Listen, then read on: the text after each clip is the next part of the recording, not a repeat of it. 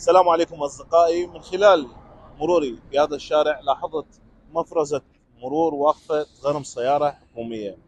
طبعا صديقنا العزيز العقيد عامر نريمان مدير شعبة الإعلام في مرور كركوك هم واقف وياهم. شنو موضوع هاي السيارة الحكومية؟ نعم، شكرا جزيلا. طبعا احنا البارحه حسب مناشدات المواطنين في مواقع التواصل الاجتماعي ظهرت مركبه تسير بعكس الاتجاه وتحمل لوحات حكوميه. المركبه نوع بيك اب متسوبوشي.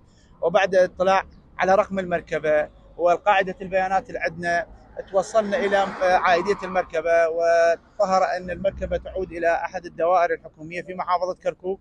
وحسب توجيهات سيد قائد شرطة كركوك والسيد مدير مرور محافظة كركوك مشكورين المحترمين، تم جلب المركبة وفرض غرامة على المركبة وإعاز إلى دائرة سائق المركبة أن يتم محاسبته وعدم تكرار المخالفة. من هنا أوجه رسالتي لجميع إخواننا سواق المركبات الحكومية بشكل عام: الالتزام بالقوانين والأنظمة المرورية. يعني إحنا من نحاسب السيارة الأهلية في نفس الوقت نحاسب السياره الحكوميه. يعني لا تتصور اذا المرور شاف سياره تسير عكس السير او ما تمتثل الاشاره المروريه او ما تمتثل التعليمات المروريه تم محاسبته، حتى ولو كانت المركبه حكوميه وعائده الى اي جهه حسب توجيهات طبعا معالي وزير الداخليه. تم محاسبه اي مركبه ان كانت حكوميه او اهليه. عفوا، يعني ماكو بالقانون خصوصية للسيارة الحكومية عن السيارة الأهلية؟ كلها سواسية أمام كلها القانون؟ سواسيه، ماكو يعني فرق بين المركبه الحكوميه والمركبه الاهليه. والغرامة نفسها؟ والغرامه نفسها هسه يتم السائق ايش قد موجود. غرامته هسه غرامته العكس؟ 200,000 دينار. 200,000. هسه يتم فرض الغرامه ويدفع الغرامه. يلا يتم يعني محاسبته طبعا وابلاغ دائرته. طبعا دائرته راح صارت تصير عند علم. المحاسبه محاسبتين. نعم نعم بالتاكيد. يعني احنا نوجه رساله الى الاخوه سواق المركبات الحكوميه، السيارات الحكوميه، رجاء الالتزام بقواعد السير حالك حال سياره التاكسي والخصوصي.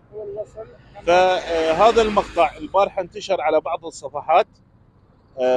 اليوم المرور قدرت انه تعثر على هذه السياره، هي تابعه لها دائره، وجابتها هنا وحاليا هي تغربه.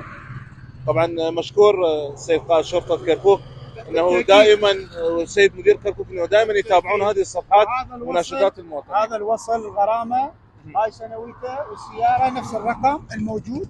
فنتمنى من اخواننا الالتزام بالقوانين والانظمه المروريه، احنا حتى نحافظ على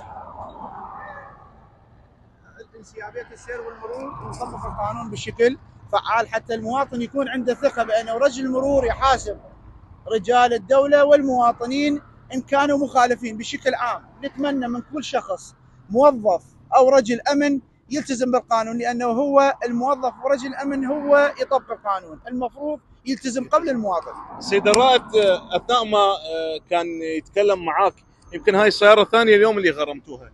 كلامك صحيح، هاي ثاني سيارة قبلها وقوف ممنوع وهاي عكس اتجاه السير. كانت واقفه ممنوع السياره هذه. وقوف ممنوع مايل.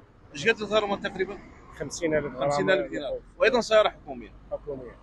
طبعا احنا نتمنى الكل التزام، مواطن، عسكري، سياره حكوميه، مدنيه، كائن من يكون، رجاء التزام بانظمه وقوانين المرور، ونتمنى السلامه للجميع ان شاء الله.